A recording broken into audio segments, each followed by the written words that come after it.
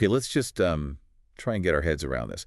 22.8 billion monthly visits to YouTube. It's wild, isn't it? And then on Yeah. top of that, 1 billion hours of video watched every single Yeah. day. Yeah. So, if you've ever had that little nudge thinking, maybe I should share this thing I know or a passion, well, that's the potential audience right there. It really is. And it's not just passive viewing, is it? People are actively looking for stuff. Answers, entertainment, connection, you name it. So if you are thinking about putting something out there, well, that's a massive group of people potentially waiting. It's quite compelling. Totally. And that kind of leads us right into today's deep dive. We've been digging into this really, really insightful video from Dr. Izzy Seeley. Ah, yes, the Cambridge grad doctor in London. Exactly. But also someone who grew her YouTube channel, it's just called Dr. Izzy Seeley, to like over 200,000 subscribers in, what was it, about a year and a half? Yeah, something like that, which is, pretty rapid growth. It makes you wonder how. Right. It's a fantastic real-world example of building something on YouTube now.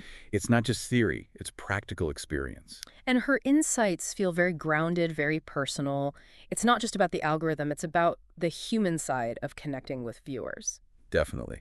Her video, it's this great mix. It's her story, but also solid advice if you're considering starting or maybe trying to grow a channel in, say, 2025. She even unboxes her Silver Creator Award in it, which is a nice little touch, makes it feel very real. Yeah, that milestone moment. So our goal today really is to pull out the most useful, the most actionable bits from her experience to help you figure out, okay, what's the reality of starting on YouTube?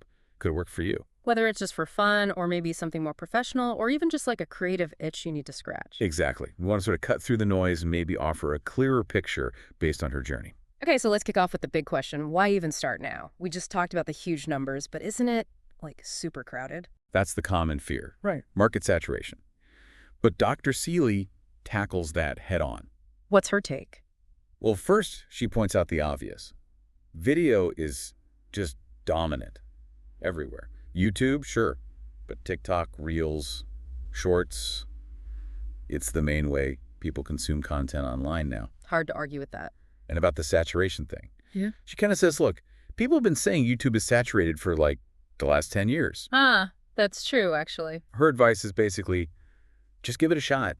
What have you got to lose, really? Better to try than wonder what if, Avoid the regret. I like that. It suggests there's always space for a unique voice, doesn't it? I think so. Even in a busy place, if you offer something different or connect in a certain way. Yeah, you can find your people. Okay, so let's say you're convinced. You're going to try it. Yeah. What actually makes a channel grow on YouTube? What are the core principles? Dr. Seeley simplified it quite a bit. Yeah, she boiled it down to two fundamental things. Sounds simple, but they're critical. Which? Number one, getting people to actually click on your video. And number two, keeping them watching once they've clicked. Click and stick. Pretty much. If you nail those two, she argues, the platform, the algorithm, is much more likely to notice your stuff and show it to more people. Okay, sounds logical. But how do you do that? What makes people click? What makes them stay? Right. So for the click, it's all about those thumbnails and titles. They have to be, well, compelling, eye-catching, and clearly signal what the video's about, what value someone's going to get. Okay, and the stick part, keeping them watching. That comes down to the actual content, delivering on that promise, giving people value. That could be, teaching them something, making them laugh, showing them how to do something. Or maybe just offering comfort or information they were looking for. Exactly. Value comes in many forms. Now, thinking about that content, a lot of potential creators get hung up on the idea of the niche. Like, you need this super specific topic before you even start. What did Dr. Seeley say about that? The niche question. Yeah, she had an interesting perspective. She basically suggested that thinking you need a perfectly defined niche right at the start is, well, maybe a bit of a myth. Oh. Yeah. So what's the alternative? Her advice was more like, just start making videos about things you actually enjoy talking about, things you're interested in. Okay. And she believes your niche will kind of emerge naturally over time. You see what you enjoy making, you see what resonates with the first few viewers you get. It's more of an organic discovery process. That feels less intimidating, actually. Take some pressure off. Right. She mentioned this concept, the Ikigai Venn diagram. Oh, yeah, I've heard of that. Like the intersection of what you love, what you're good at. What the world needs, or in this case, maybe what an audience wants, and maybe what you can be eventually, rewarded for. So finding that sweet spot through experimentation, maybe. Kind of. It seems like her journey reflected that. She had the medical knowledge, what she's good at. She found she enjoyed sharing it, and clearly an audience wanted it. The love part kept her going, even when growth was slow initially. And she really stressed checking in with yourself, didn't she? Like not just looking at view counts, but asking, am I still enjoying making this type of video? Crucial. Absolutely crucial for the long haul. If you lose that enjoyment, that passion, it's going to be really hard to stay consistent, which is so important on YouTube. Yeah, makes sense. You can't just chase the numbers forever. Not sustainably, anyway. Okay, so for someone struggling to even know what topics to start with, did she offer any other angles? Yeah, she had a neat suggestion. Think about who your ideal viewer is. And often, a good starting point is, well, yourself from a few years ago. Ah, interesting. Like what advice or information would I have found useful back then? Exactly. If you create the content that would have helped your past self, you're almost guaranteed to be creating something genuinely useful for others who are in that same boat right now. It gives it that authentic feel. That's a great practical tip. Yeah. She also talked about different types of content, right? Like balancing things. She mentioned the difference between search-optimized content, the evergreen stuff people type into the search bar. Like how to fix a leaky faucet or something. Exactly. Versus browse-optimized content. That's the stuff that might get picked up by the algorithm and shown to people who weren't necessarily looking for it, the potential viral hits. And she had an example from her own channel, didn't she? Yeah, her video about learning Chinese, she said that was kind of an unexpected early hit that got discovered through browse features, not just search. So it shows you need a mix. Don't just rely on one type. It seems that way. Search brings steady traffic, browse can bring those big jumps in visibility. Experimenting helps you figure out what works for your audience and your style. Which brings us back to her memorable phrase. Haha, yes. Fling the proverbial spaghetti at the wall and see what sticks. Especially early on, right? When maybe only your mom and best friend are watching. Exactly. Low stakes. It's the perfect time to try different formats, different topics, different editing styles. You learn so much from those early experiments, even if the view count is tiny. You're figuring out your voice, learning the tools. Getting data, even small amounts, on what people respond to, it's all valuable. And while you're flinging that spaghetti, she also mentioned thinking about your competitive advantages. Yeah.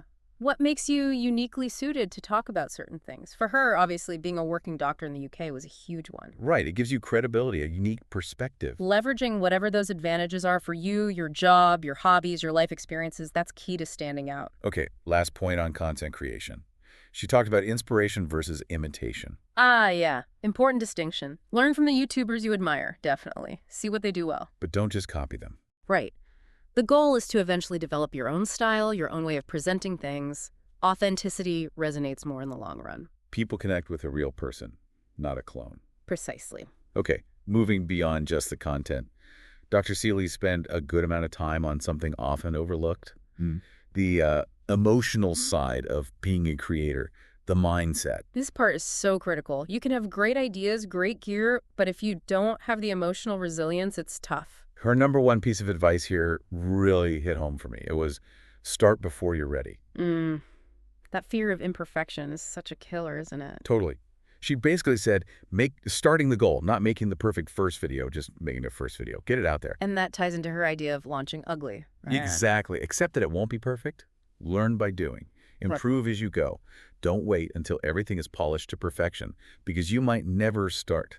It's about shifting from must be perfect to let's learn and iterate. Very freeing. And she was really open about the fear, even just hitting publish, that feeling of vulnerability. Yeah, putting yourself out there is scary. But her point was, even those early, maybe slightly awkward videos, they can still offer value to someone. And then she talked about equanimity, maintaining balance. Ah, yes, equanimity. That's vital.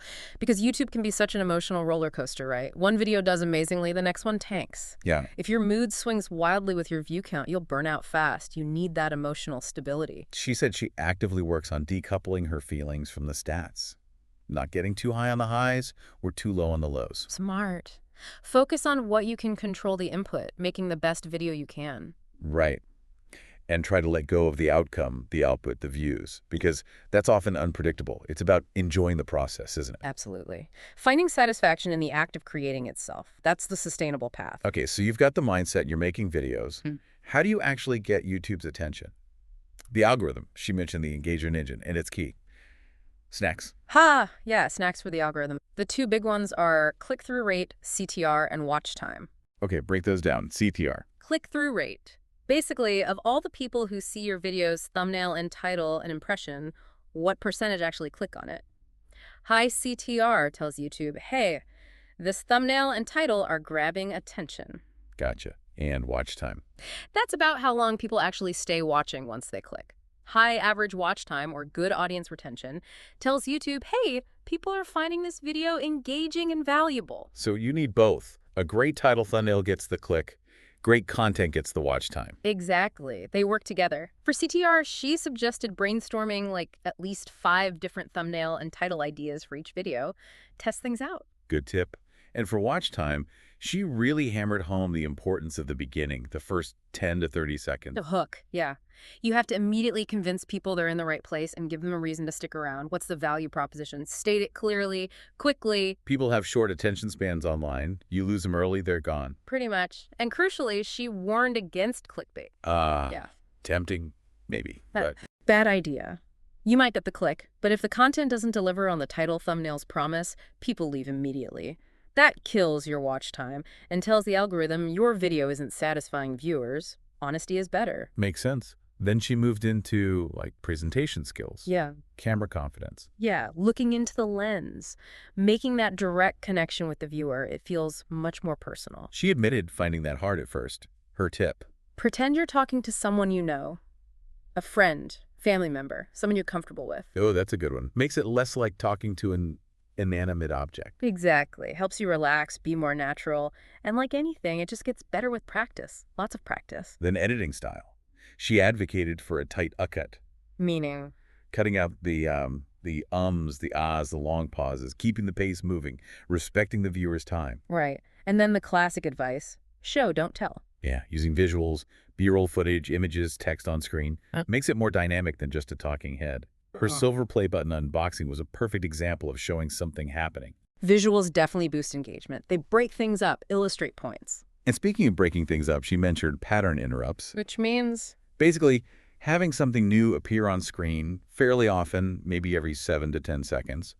A new camera angle, a graphic, a text overlay, B-roll, anything to keep the viewer's brain engaged. Ah, Yeah. okay. Prevents things from feeling static, keeps the eyes moving. Exactly. Okay. Okay, let's switch gears slightly. Production value. The actual gear. Her advice was super practical here. Yeah, I liked this part. Very down to earth, basically. Start with what you already have. Your smartphone camera. Probably good enough to start. Built-in mic. Maybe okay initially. Natural light from a window. Free. Don't let lack of fancy gear be an excuse not to start. But if you are going to upgrade, she had a clear priority list. Yeah. Number 1, audio.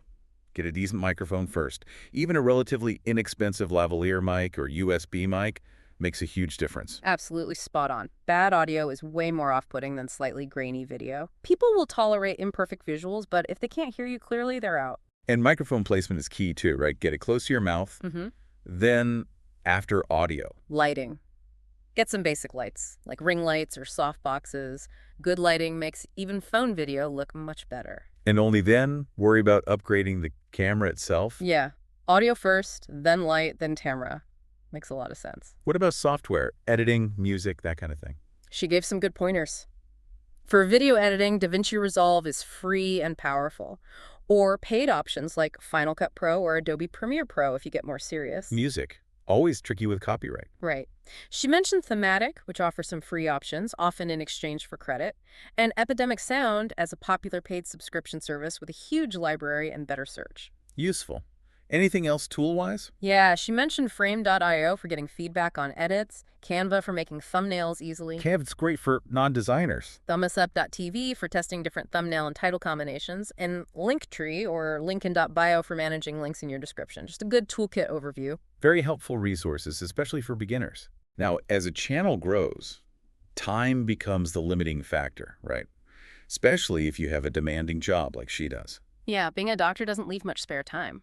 So she talked about scaling, considering outsourcing certain tasks eventually. Like editing or Now, thumbnail design. exactly.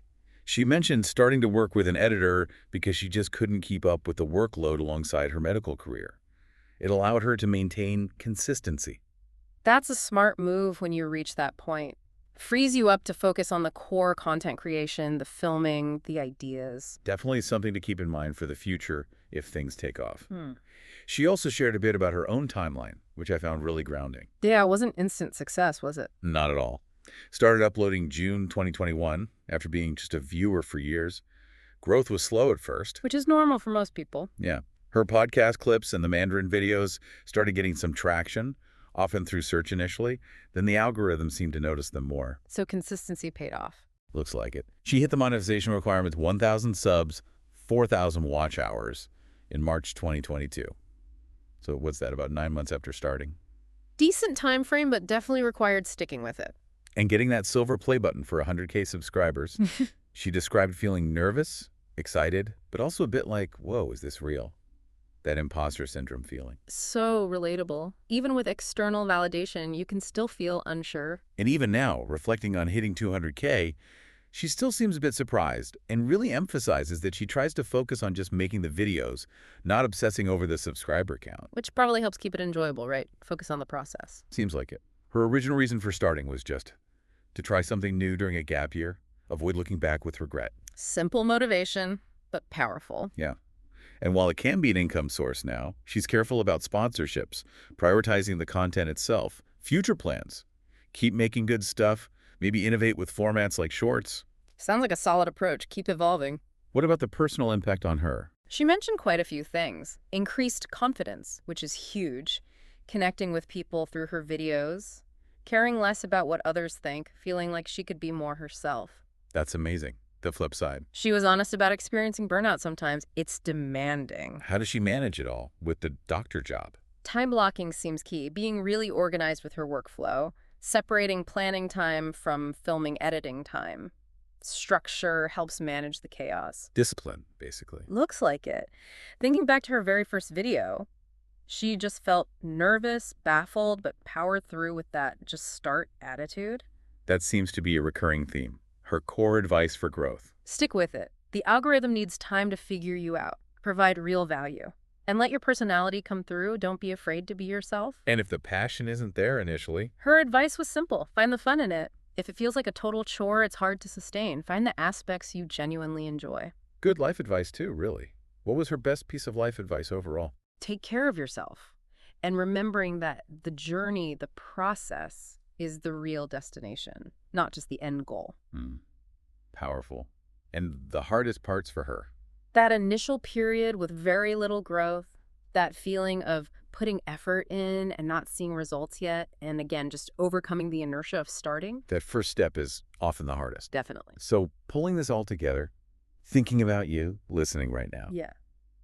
What can we take from Dr. Seeley's story? It's her journey, sure, but the lessons feel pretty universal, don't they? They really do. Whether you want to share complex knowledge or just, your love for pottery, the underlying principles apply. Her practical tips are great, but it's also the honesty about the emotional side, the fear, the burnout, the need for balance that makes it feel so relatable and encouraging. Yeah, it's not some sanitized version of success. It's messy, it takes work, it has ups and downs, but it shows it's possible. It demystifies it a bit. Right. It reminds you there's a real person behind the channel, figuring things out just like anyone else starting something new.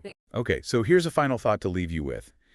If anything we've talked about today, sparked by Dr. Seeley's experience, has resonated, if you've had that little YouTube idea simmering away, Or maybe some other way you want to put your voice out there online. what's one tiny, manageable step you could take? Like today or this week. Seriously small.